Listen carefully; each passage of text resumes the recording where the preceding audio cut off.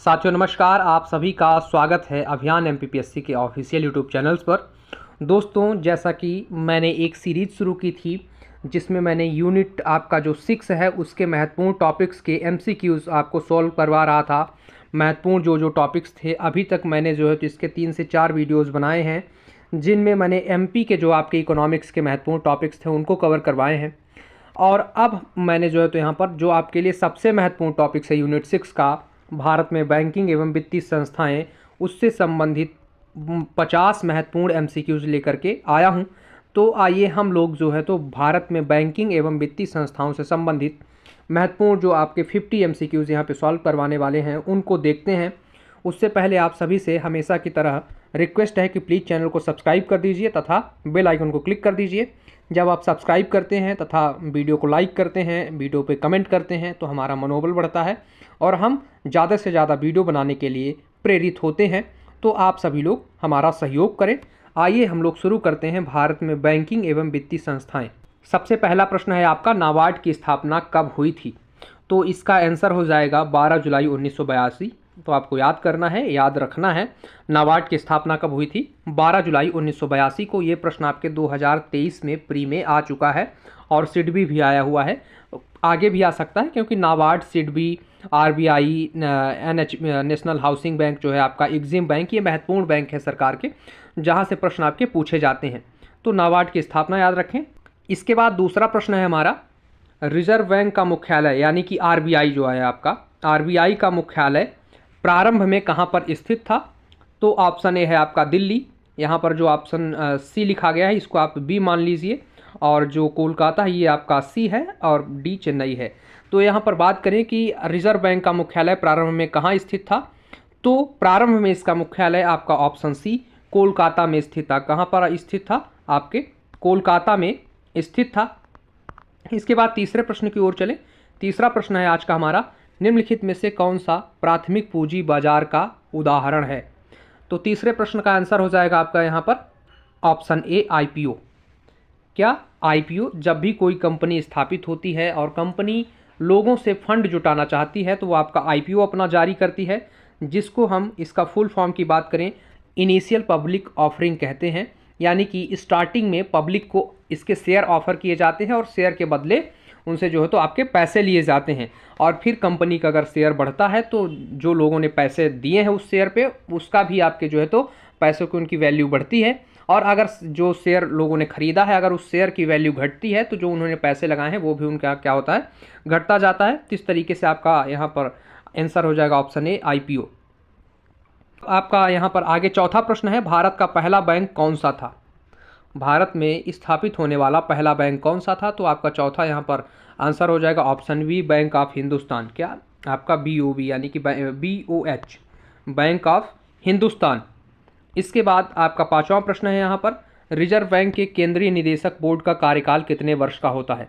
पांचवा प्रश्न क्या है आपका, रिजर्व बैंक यानी कि जो आपका आरबीआई है उसके केंद्रीय निदेशक बोर्ड का जो कार्यकाल है कितने वर्ष का होता है? तो इसका ऑप्शन आपका सी 4 वर्ष का। कितने वर्ष का होता है? 4 वर्ष का इनका होता है आपका कार्यकाल होता है, हमको ध्यान रखना है ना। 5 वर्ष आप कंफ्यूज मत होइएगा, 4 वर्ष है इनका। इसके बाद छठवां प्रश्न है, निम्नलिखित में से कौन सा आरबीआई का प्रमुख कार्य नहीं है?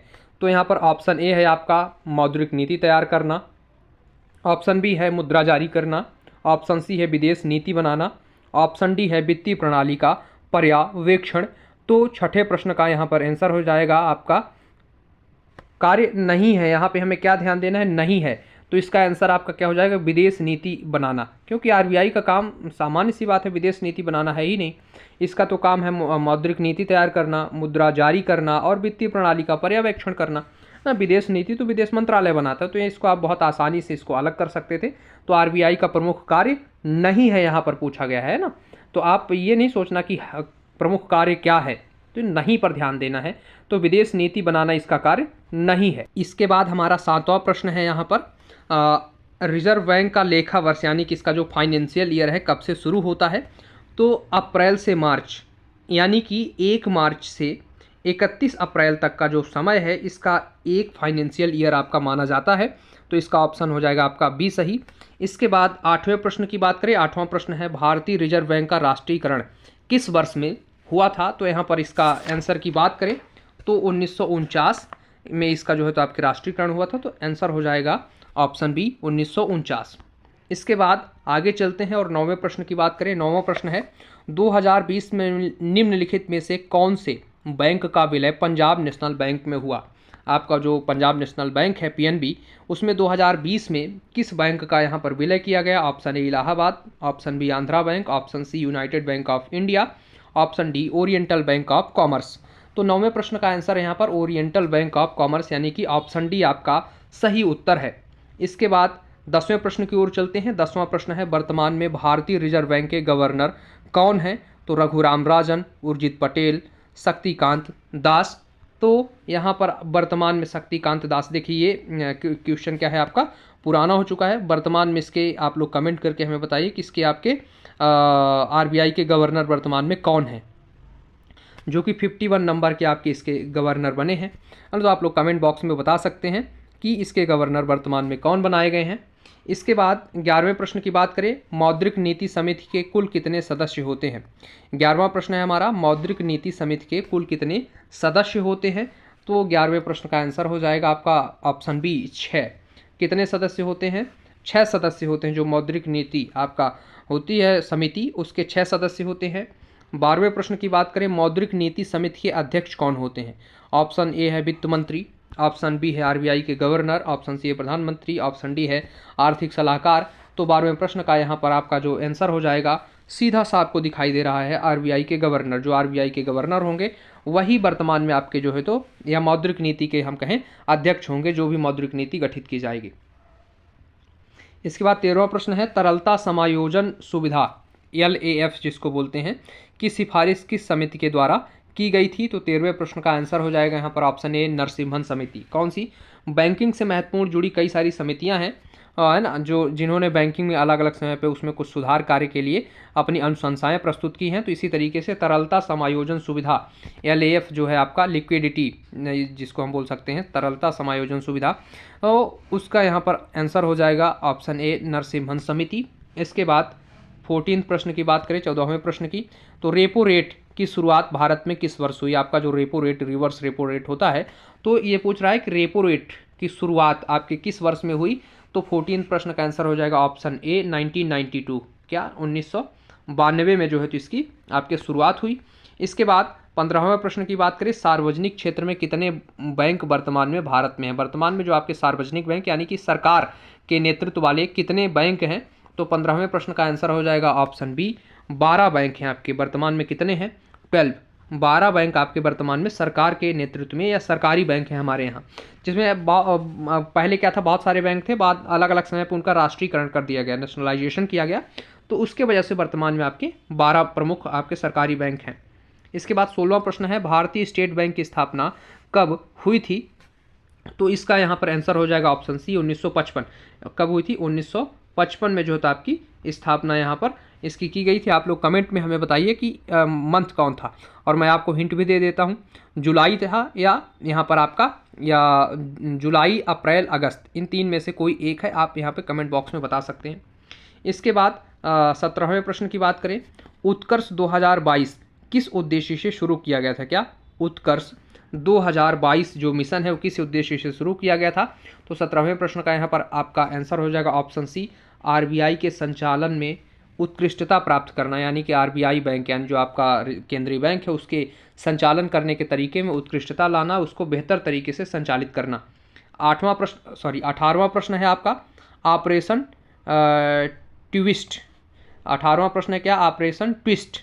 ये इसको आप इस तरीके से भी बोल सकते हैं, ऑपरेशन ट्विस्ट क्या है, ऑपरेशन ट्विस्ट है ना, के तहत किस प्रकार की सरकारी प्रतिभूतियों को बेचा जाता है। क्या ऑपरेशन ट्विस्ट के तहत किस प्रकार की सरकारी प्रतिभूतियों को बेचा जाता है।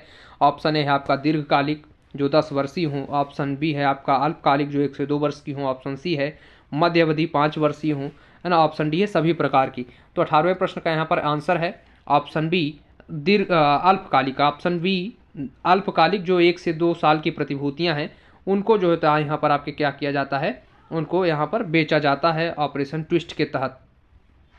इसके बाद 19वां प्रश्न है, 1 रुपये का नोट किसके द्वारा जारी किया जाता है? तो इसका आपका आंसर हो जाएगा 19वें प्रश्न का ऑप्शन बी, वित्त मंत्रालय। वित्त मंत्रालय के सचिव का जो है इस पर सिग्नेचर भी होता है। 20वां प्रश्न है, न्यूनतम कोष पद्धति के तहत आरबीआई को कितने करोड़ की स्वर्ण प्रतिभूति रखना आवश्यक है? न्यूनतम कोष पद्धति के तहत आरबीआई को कितने करोड़ की यहाँ पर स्वर्ण प्रतिभूतियाँ रखना आवश्यक है? तो 20वें प्रश्न का आंसर है ऑप्शन बी, 115 करोड़ की। मिनिमम 115 करोड़ की स्वर्ण प्रतिभूतियाँ जो है तो आपको आरबीआई रखती है। मान लीजिए कभी ऐसी समस्याएं आ जाए कि हमारे पास फॉरेन रिजर्व हमारा ख़त्म हो जाए और हमें किसी विदेशी राज्य, हम कहें दूसरे देश से कोई चीज़ इंपोर्ट करनी हो, तो ऐसे में हम उससे सोना उसको दे करके वो चीज़ें इंपोर्ट कर सकते हैं, क्योंकि पैसा हमारा डॉलर के मुकाबले कम है। तो हम पैसे की जगह पे सोना उसको दे करके वहाँ से कोई चीज़ें ले सकते हैं, खरीद सकते हैं। इसलिए 115 करोड़ की, मिनिमम 115 करोड़ की तो होनी ही चाहिए, नहीं तो देश दिवालिया घोषित कर दिया जाएगा। इसके बाद 21वां प्रश्न है, LCR यानी कि लिक्विडिटी कवरेज रेशियो। आपका जो LCR है, लिक्विडिटी कवरेज रेशियो, किस मानक के तहत लागू किया गया है? तो 21वें प्रश्न का आंसर है ऑप्शन बी, बेसल 3। ये आपके कुछ प्रमुख मानक हैं, बेसल 1, 2, 3 इस तरीके से। तो बेसल 3 के तहत जो है आपका LCR का जो मानक यहाँ पर निर्धारित किया गया है। इसके बाद 22वां प्रश्न है, मौद्रिक नीति समिति MPC का गठन किस धारा के तहत किया गया है? मौद्रिक नीति समिति MPC का गठन किस धारा के तहत किया गया है? तो 22वें प्रश्न का आंसर है ऑप्शन बी, धारा 45ZB के तहत। जो आपका आरबीआई का अधिनियम है उसमें बहुत सारी आपकी धाराएं दी गई हैं, जिसमें धारा 45ZB के तहत MPC के गठन की चर्चा की गई है। ये MPC के गठन का प्रावधान यहाँ पर किया गया है। इसके बाद 23वां प्रश्न है, सहकारी बैंक किसके द्वारा पंजीकृत किए जाते हैं? केंद्र सरकार, सहकारी समिति अधिनियम, या फिर भारतीय रिजर्व बैंक, या किसी निजी संस्था द्वारा? तो 23वें प्रश्न का यहाँ पर आंसर है आपका सहकारी समिति अधिनियम के द्वारा। किसके? सहकारी समिति अधिनियम के द्वारा। इसके बाद 24वां प्रश्न है, भारतीय स्टेट बैंक का मुख्यालय कहाँ स्थित है? तो 24वें प्रश्न के आंसर की बात करें, भारतीय स्टेट बैंक का मुख्यालय आपके मुंबई में स्थित है। कहाँ पर स्थित है? मुंबई में। इसके बाद 25वें प्रश्न की बात करें हम लोग, तो 25वां प्रश्न है, RRB यानी कि आपका जो रीजनल रूरल बैंक होते हैं, क्षेत्रीय ग्रामीण बैंक, वो अधिनियम कब लागू हुआ? RRB यानी कि रीजनल रूरल बैंक, इसको हिंदी में कहें तो क्षेत्रीय ग्रामीण बैंक अधिनियम कब लागू हुआ? तो 25वें प्रश्न का आंसर है ऑप्शन बी, 1976, 1976 में जो है तो आपका RRB अधिनियम लागू किया गया। इसके बाद 26वां प्रश्न है, NBFC का मुख्य कार्य क्या होता है? आपका जो नॉन बैंकिंग फाइनेंशियल आपके कंपनीज होती हैं उनका काम क्या होता है? तो ऋण और जमा की सुविधा प्रदान करना। इनका काम क्या होता है? आपके ऋण और जमा की सुविधा प्रदान करना NBFC कंपनियों का काम होता है। इसके बाद 27वां प्रश्न है, गैर बैंकिंग वित्तीय कंपनीज यानी कि वही NBFC के नियंत्रण हेतु कौन जिम्मेदार है? यानी कि NBFC का नियंत्रण किसके द्वारा किया जाता है? तो 27वें प्रश्न का आंसर है आपका ऑप्शन सी, भारतीय रिजर्व बैंक यानी कि RBI जो है NBFC कंपनियों को नियंत्रित करता है। इसके बाद 28वां प्रश्न है, सेबी की स्थापना किस वर्ष की गई? तो 28वें प्रश्न का आंसर है ऑप्शन ए, 1988। सेबी की स्थापना आपके 1988 में की गई है और सेबी की वर्तमान में जो अध्यक्ष हैं आपकी माधवी पुरी हैं। इसके बाद 29वां प्रश्न है, सेबी का मुख्यालय कहाँ स्थित है? तो सेबी के मुख्यालय की बात करें तो 29वें प्रश्न का आंसर है यहाँ पर ऑप्शन बी, मुंबई। इसका मुख्यालय कहाँ है? आपके मुंबई में। इसके बाद 30वां प्रश्न है, NBFC के लिए कम से कम कितनी पूंजी निवेश की आवश्यकता होती है जो जमा राशि स्वीकार कर सकती है ना? मतलब NBFC के लिए कम से कम कितने पूंजी जो है तो वो निवेश करके इस तरह की जमा स्वीकार करने के लिए अगर कोई कंपनी चाहे कि भाई मैं लोगों से जमा स्वीकार करूंगा तो उसको कितने पूंजी का निवेश करना पड़ेगा? तो यहाँ पर आपके बात करें 30वें प्रश्न के आंसर की तो हो जाएगा यहाँ पर ऑप्शन सी, 200 करोड़, है ना? कितना? 200 करोड़ अगर ये निवेश करते हैं, अपनी पूंजी लगाते हैं, तो ये जमा स्वीकार करने के योग्य बनते हैं। इसके बाद 31वां प्रश्न है, भारत में पहला स्टॉक एक्सचेंज कौन सा है? तो 31वें प्रश्न का आंसर है option B, Bombay stock exchange यानी कि जो आपका BSE है ना? Bombay stock exchange, BSE। वैसे BSE और NSE दो ही महत्वपूर्ण हमारे यहाँ स्टॉक एक्सचेंज हैं, जिसमें आपका BSE सबसे पुराना है, फिर उसके बाद आपका NSE आता है। इसके बाद 32वां प्रश्न है, निम्नलिखित में से कौन NBFC के उदाहरण हैं? Muthoot finance, Bajaj finance, Aditya Birla finance, उपरोक्त सभी। तो यहाँ पर आपका सभी जो कंपनियां हैं ये आपके एनबीएफसी का उदाहरण है। तो यहाँ पर आपका आंसर हो जाएगा उपरोक्त सभी। तो 32वें प्रश्न का आंसर है यहाँ पर उपरोक्त सभी। इसके बाद 33वां प्रश्न की ओर चलें। 33वें प्रश्न की बात करते हैं। भारत का पहला अंतर्राष्ट्रीय स्टॉक एक्सचेंज INX कब और कहाँ स्थापित किया गया? भारत का पहला अंतर्राष्ट्रीय स्टॉक एक्सचेंज INX जिसको बोलते हैं वो कब और कहाँ स्थापित किया गया? तो 33वें प्रश्न का आंसर है ऑप्शन बी 2017 गांधीनगर में। गांधीनगर आपका कहाँ है? गुजरात में। तो 2017 में INX की स्थापना गुजरात में की गई। इसके बाद 34वां प्रश्न है। भारत में स्टॉक एक्सचेंज का मुख्य केंद्र दलाल स्ट्रीट किस शहर में स्थित है? तो 34वें प्रश्न का आंसर है यहाँ पर आपका ऑप्शन सी, यहाँ पर आपके दलाल स्ट्रीट, जहाँ BSc NSc का ऑफिस है वहाँ पर आपकी दलाल स्ट्रीट है। इसके बाद 35वां प्रश्न है। गिल्ट एज्ड बाजार किससे संबंधित है? क्या गिल्ट एज्ड बाजार किससे संबंधित है? तो 35वें प्रश्न का आंसर हो जाएगा सरकारी प्रतिभूतियों से, ऑप्शन ए। सरकारी प्रतिभूतियों से आपका गिल्ट एज्ड बाजार संबंधित है। इसके बाद 36वां प्रश्न है। बुल और बियर शब्द किससे संबंधित है? तो 36वें प्रश्न का आंसर है यहाँ पर आपका option C stock market. Stock market जो है तो आपके बुल और बियर शब्द संबंधित हैं। जब बाजार आपका ऊपर की ओर बढ़ता है तो वो साइन बुल का होता है, जब बाजार नीचे की ओर जाता है तो वो साइन होता है बियर का। इसके बाद 37वां प्रश्न है। भारत में कौन सी समिति पूंजी विनिवेश के लिए नियुक्त की गई थी? पूंजी विनिवेश आपका उसके लिए कौन सी समिति यहाँ पर बनाई गई थी? तो 37वें प्रश्न का आंसर है ऑप्शन ए रंगराजन समिति। कौन? आपके RBI के पूर्व गवर्नर रह चुके हैं। तो रंगराजन समिति आपके किसके लिए बनाई गई थी? पूंजी विनिवेश के लिए बनाई गई थी। इसके बाद 38वां प्रश्न है। डिवेंचर धारक किसके रूप में जाने जाते हैं? जो डिवेंचर धारक होते हैं उनको किसके रूप में जानते हैं? तो 38वें प्रश्न का आंसर है कंपनी के लेनदार के रूप में, ऑप्शन बी कंपनी के लेनदार के रूप में डिवेंचर धारकों को जाना जाता है। इसके बाद 39वां प्रश्न है। निम्नलिखित में से कौन सी भारत की क्रेडिट रेटिंग एजेंसी है? तो आपका सबसे पहला यहाँ पर आपका option A national stock exchange, और option B CRISIL, option C Dalal Street, option D GIC। तो यहाँ पर जो आपकी क्रिसिल है ये भारत की क्रेडिट रेटिंग एजेंसी है। इसके बाद 40वां प्रश्न है। निम्नलिखित में से कौन सा बैंक 1994 में स्थापित हुआ था? तो 1994 में बैंक की स्थापना की बात करें तो 40वें प्रश्न का आपका यहाँ पर आंसर है ऑप्शन ए ICI बैंक। क्या ICC नहीं, ICICI बैंक जो है वो 1900 आपका किस में 94 में स्थापित हुआ था। इसके बाद 41वें प्रश्न है यहाँ पर। कृषि और ग्रामीण विकास हेतु राष्ट्रीय बैंक यानी कि आपका जो नाबार्ड है उसका मुख्यालय कहाँ पर है? तो इसका 41वें प्रश्न का आंसर की बात करें तो ऑप्शन सी मुंबई में। इसका मुख्यालय कहाँ पर है? आपके मुंबई में। आप लोग कमेंट करके बताइए कि सिडबी का मुख्यालय आपका कहाँ पर है। इसके बाद 42वां प्रश्न है। नरसिम्हन समिति फर्स्ट का मुख्य उद्देश्य क्या था? तो नरसिम्हन समिति फर्स्ट का उद्देश्य यहाँ पर बैंकों की प्रतिस्पर्धात्मकता और कुशलता बढ़ाना था। क्या? बैंकों की प्रतिस्पर्धात्मकता और कुशलता को बढ़ाना था। तो ऑप्शन बी आपका राइट आंसर है। इसके बाद 43 MN गायपोरिया समिति का उद्देश्य क्या था? तो 43वें प्रश्न का आंसर है यहाँ पर ग्राहक सेवा में सुधार, ऑप्शन बी इसका आंसर हो जाएगा ग्राहक सेवा में आपका सुधार, इसका आपका यहाँ पर आंसर है।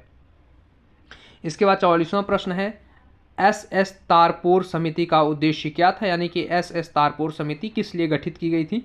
तो 44वें प्रश्न का यहाँ पर आंसर है विदेशी विनिमय में पूंजी खाता परिवर्तनीयता के लिए। क्या?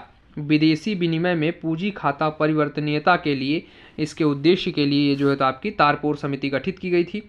इसके बाद 45वां प्रश्न है। भारतीय रिजर्व बैंक की स्थापना कब हुई? RBI की स्थापना कब की गई?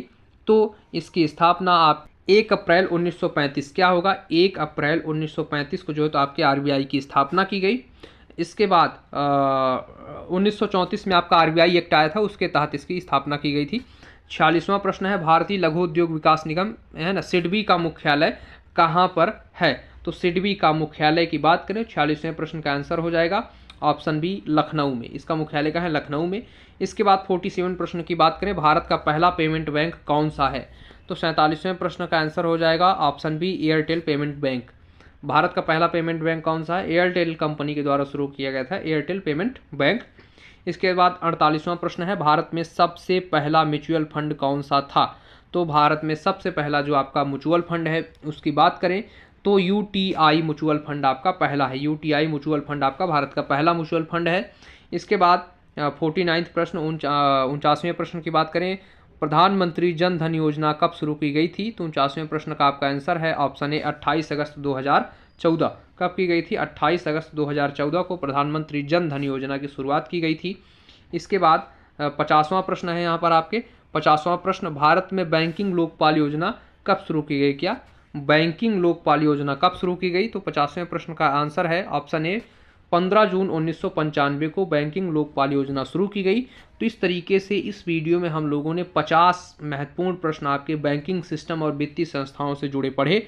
इसी तरीके के महत्वपूर्ण वीडियोज़ को देखने के लिए आप सभी लोग हमारे चैनल को सब्सक्राइब करें तथा बेल आइकन को क्लिक करें। धन्यवाद।